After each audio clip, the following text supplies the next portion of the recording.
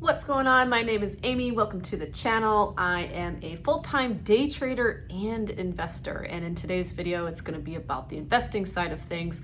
Something I've been really focused on lately is building income, typically through my IRA because I just have more funds to work with there, but finding a way to get paid regardless if the stock market is doing well or not.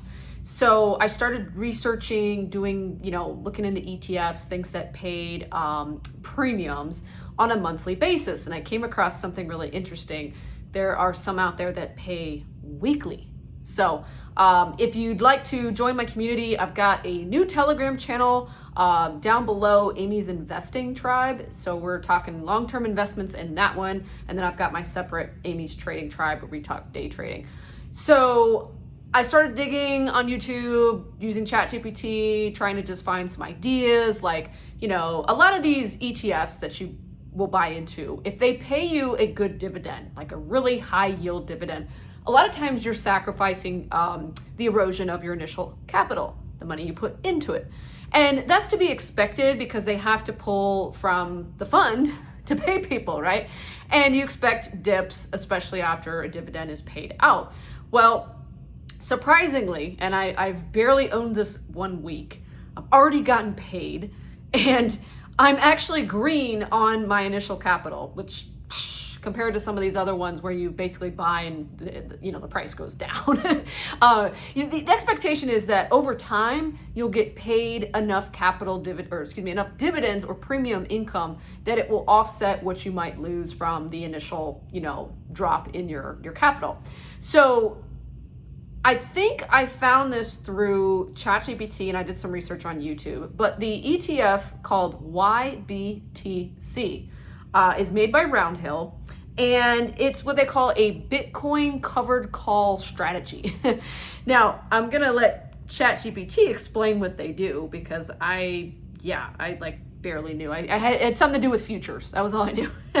So it says the weekly paying ETF, YBTC, does not directly invest in Bitcoin itself, but rather in Bitcoin futures contracts traded on the CME, which is the Chicago Mercantile Exchange.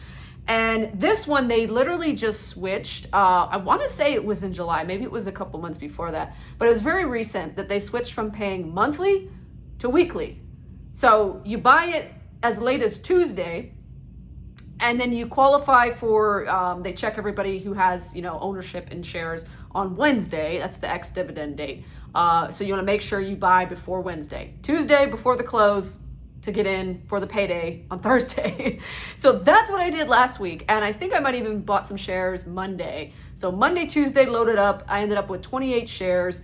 And this guy is only like $47 a share. It's not crazy. It closed today at $47.73. Except you're probably seeing this on Saturday. So anyways, during the week at one point, it closed at $47.73, and I was buying in just little dips that ChatGPT helped me to locate, and I got an average cost of $47.15. So I'm actually green. I'm in the money on my investment, which I don't care so much. I'm happy, like I'll take it, but I'm just like, ooh, when am I going to get paid this week? And right away, I locked it down. I had the 28 shares, and then the next day I bought some more when it dipped a little. But anyways, the 28 shares I purchased, I got paid a dividend payout for owning not even a whole week, $14.18, which was a whopping right at 50 cents a share. For a $47, price per share, that's stinking good, okay? It doesn't quite pay as high as, say, like Misty, which now kind of looking at Misty, you can buy more shares because they're only like $20. I have to actually track these two together because I own MSTY as well in this portfolio, but I own way more of that. So we'll kind of see, start doing some tracking, start putting in some Google Sheets. Maybe chat can help me organize this. And, it was just cool to see something pay so quickly. Because a lot of times, back, even like a year ago, I'm sure they were there, just didn't hear much about them. Like say year and a half, 2 years ago. It was very rare. In fact, I had never heard of a monthly paying, stock of any kind. And then I started looking at that in the beginning of the year, and I bought JEPI and JEPQ. These are ones that are run by JP Morgan. And I sold out my JPQ or JEPQ and took a little small, profit on that. Took us some paydays. And then I'm still holding JEPI, which is down quite a bit. But I get paid monthly from that, and I'm happy with the payouts. They're pretty consistent so far. And then I was like, well, what else is out there? That led me down these other rabbit holes and things. So YBTC for the win so far. I looked back at its previous paydays, and it was looking fairly consistent. Now it's again kind of one of these like newer things, especially because they just recently switched to weekly. So we'll see, can they keep a consistent weekly? And I'm okay if it's like, hey, 1 month it's 40 cents, next month it's 50, then it goes to like 45 or, heck, 38, 52, kind of as long as it stays in a nice average range and it's not like, ooh, 10 cents, 30 cents, and you just start to see it like kind of go choppy or just start declining. That's when I'll be a little bit like, I don't know. But I do intend to hold it for at least a year because it's in my IRA, so why not?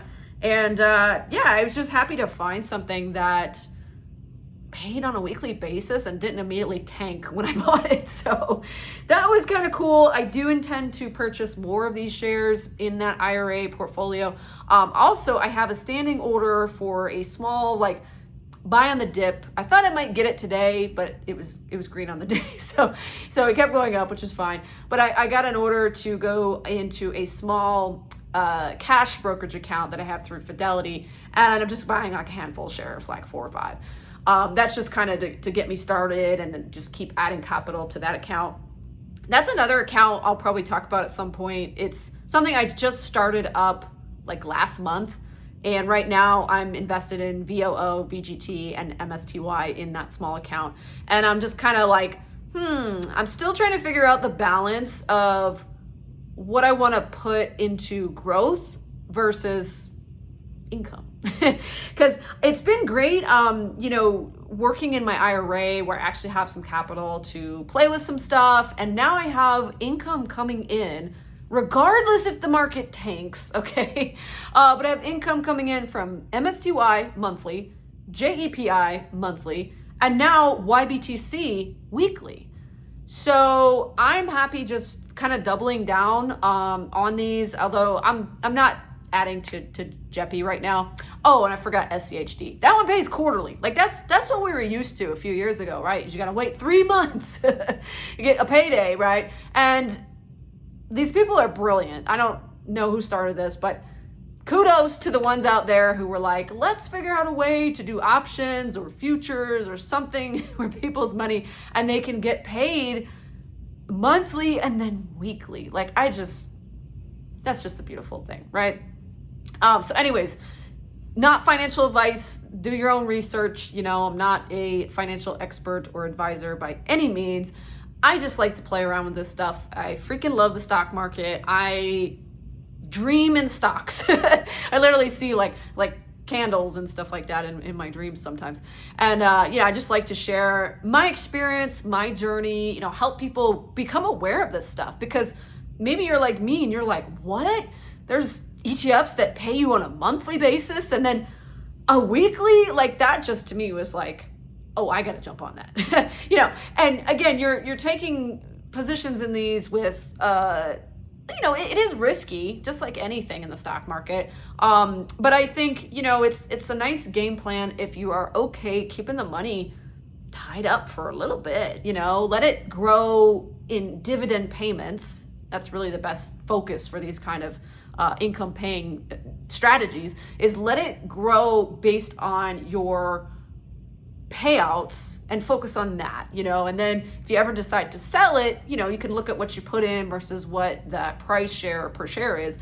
Or you could just, if you're not interested in, you don't need to want the income from it, you could just reinvest, put it on the drip strategy, dividends, reinvestment program. And for me personally, I like it going into the cash account. It's really cool, like going back for the month of July and like adding up these, you know, different ones that paid monthly and like, ooh, you know, got some of this, got some of that.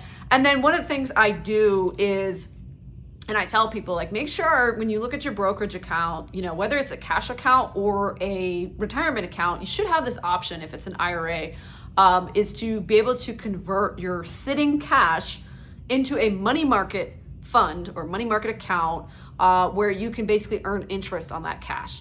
And it's liquid. You should have no trouble like taking it out, moving it around. But check with your individual broker. I use Fidelity for mine, and I have multiple accounts with them. I've had no issues whatsoever. Cash is like right there when I want to trade and buy something, and it's right there, you know, settling after the next day. It automatically goes in. If I sold something, like I sold Axon the other day, next day funds are in the cash account earning interest, you know, and then shoot, it's paying like over 4% right now, which is a beautiful thing. Yeah, we're in a good time right now. You know, I think America's going in the right direction here. But anyways, guys, feel free to come check out Amy's investing tribe down below, talking investments. Feel free to check out the other investment videos on this channel where I talk about, you know, other things besides day trading. That's all in a playlist. If you go and look on the homepage of Amy Nicholas, you'll see my playlist. Look under stock market investing. I put all these videos under that specific playlist so you can binge whatever you like. And take care. I'll see you in the next one.